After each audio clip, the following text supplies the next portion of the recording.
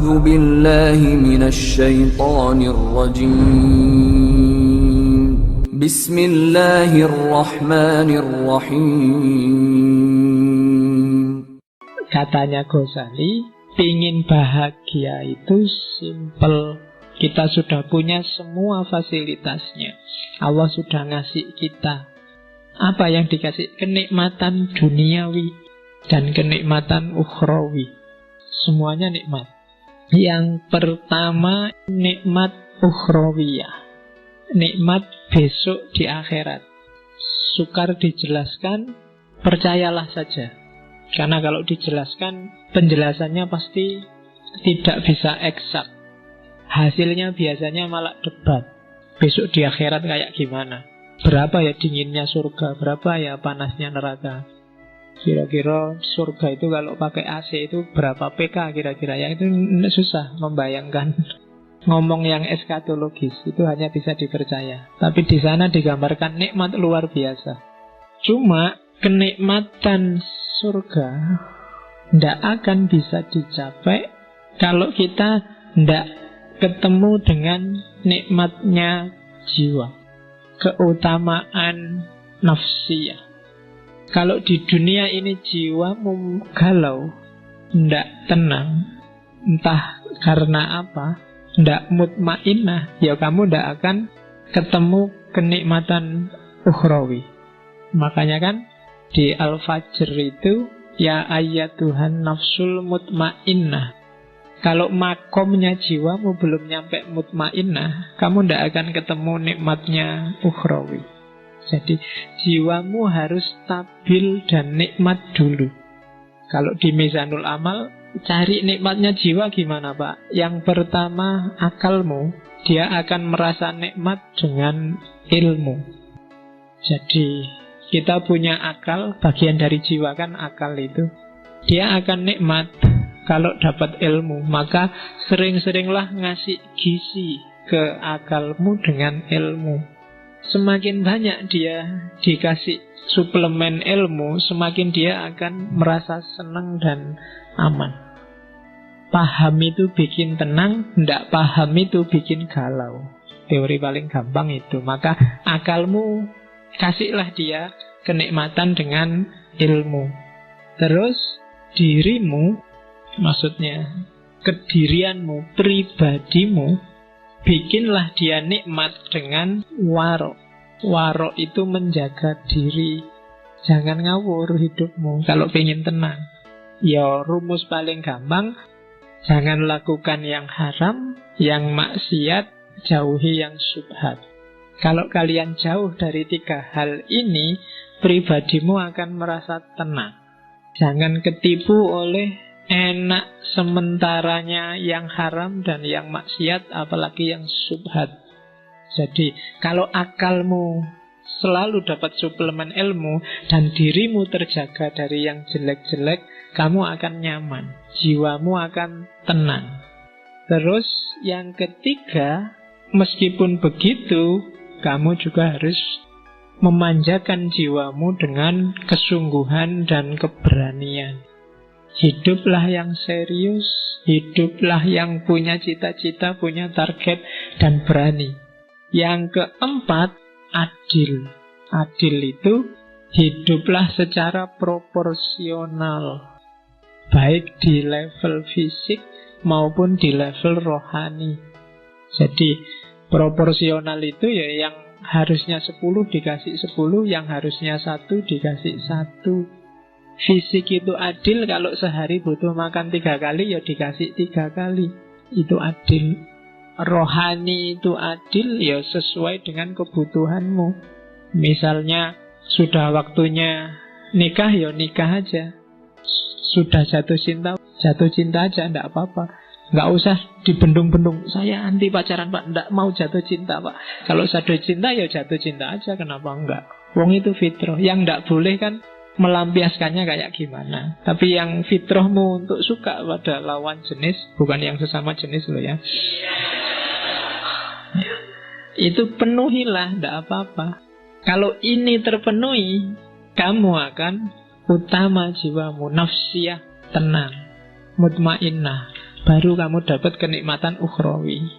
Cuma syaratnya tidak akan sempurna jiwamu tenang kalau badaniahmu tidak sempurna. Ya kayak tadi loh, kalau fisiknya tidak adil, waktunya ada makannya kamu puasa terus, harusnya ada tidurnya kamu pakai melek terus, jiwamu juga tidak akan tenang, tidak akan mutmainnah. Harusnya kamu kawin malah bisa 4 kok malah tidak kawin-kawin, itu tidak mutmainnah. Harus dibikin tenang. Karena nafsu itu kalau tidak kamu tenangkan, lama-lama dia akan meledak.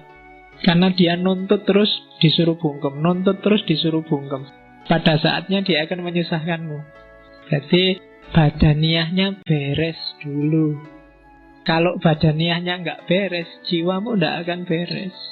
Kaya dulu, punya istri dulu, pinter dulu, fasilitas dulu, baru jiwanya bisa tenang. Jadi badaniah. Kalau rumusannya Ghazali, paling gampang untuk ngecek apakah badaniahmu sudah nikmat, sudah bahagia, yaitu yang pertama sehat, yang kedua kuat. Sehat itu kan berarti fit. Apa ada sehat yang tidak kuat? Ya banyak. Saya sehat Pak, cuma tidak terlalu kuat. Olahraga biar kuat, ya kan? Tidak cukup sehat tapi juga harus kuat. Yang ketiga elok. Elok itu cakep. Jangan khawatir, setiap orang cakep sesuai perspektifnya masing-masing. Tidak apa-apa. Ya, kamu semua orang cakep. Jangan khawatir.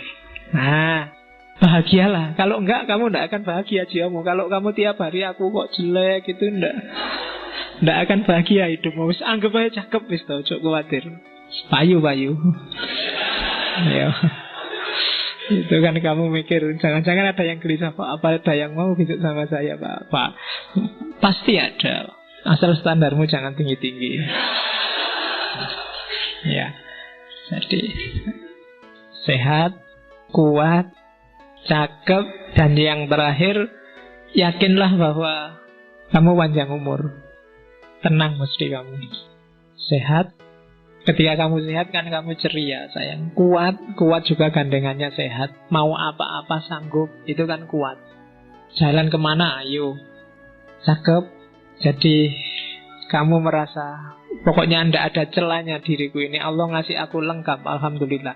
Dan panjang umur. Orang yang merasa punya kualifikasi 4 ini secara badaniah, maka dia sebenarnya sedang bahagia secara fisik. Cuma selanjutnya, untuk nikmat badaniah kita butuh kenikmatan eksternal dari dunia di luar diri kita. Kita butuh punya harta, itu kan di luar. Kita butuh punya keluarga, itu di luar. Kita butuh dihormati orang, itu juga dari luar. Jadi kita butuh kenikmatan dari yang di luar diri. Dari kenikmatan di luar diri itulah diri kita akan merasa nikmat secara fisik. Dari nikmat secara fisik itu kita akan nikmat secara rohani, secara jiwa. Dari kenikmatan rohani itu pada akhirnya secara ukhrawi nanti kita juga akan nikmat. Cuma kenikmatan dari luar itu butuh pelengkap kenikmatan taufikiyah. Kenikmatan yang menunjukkan kalian merasa bahwa Allah itu sayang padamu dan ngasih banyak padamu. Sebagus apapun kehidupanmu hari ini, kalau kamu merasa dicueki Allah, atau apalagi Allah benar-benar cuek padamu, kamu gak akan dapat merasakan kenikmatan apapun.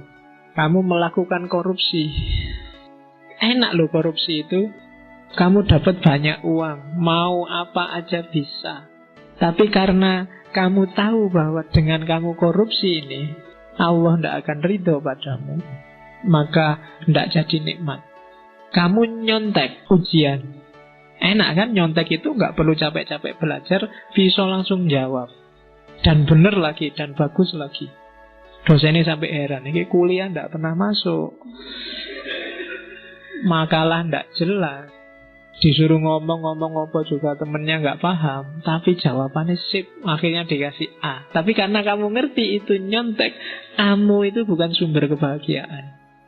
Kenapa? Karena kamu ngerti bahwa sebenarnya Allah tidak ridho dengan nyontekmu. Maka dasar dari semua kenikmatan tadi adalah keutamaan taufik. Taufiki, dapat hidayah, dapat inayah, dapat petunjuk, rusy, dan seterusnya.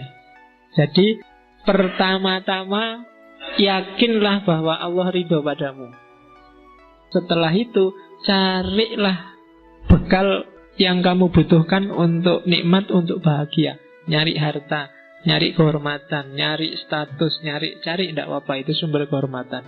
Kalau itu sudah dapat, maka kamu akan dapat kenikmatan duniawi, kenikmatan badaniyah.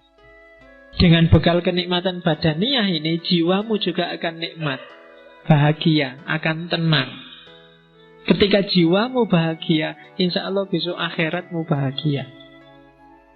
Bandingkan dengan orang yang sejak awal sudah tidak dapat ridhonya Allah. Maka kenikmatan eksternal tadi akan jadi sumber bencana. Kenikmatan badaniyahnya akan disetir oleh nafsunya, maka jiwanya nggak akan jadi tenang. Dan di akhirat juga otomatis kacau.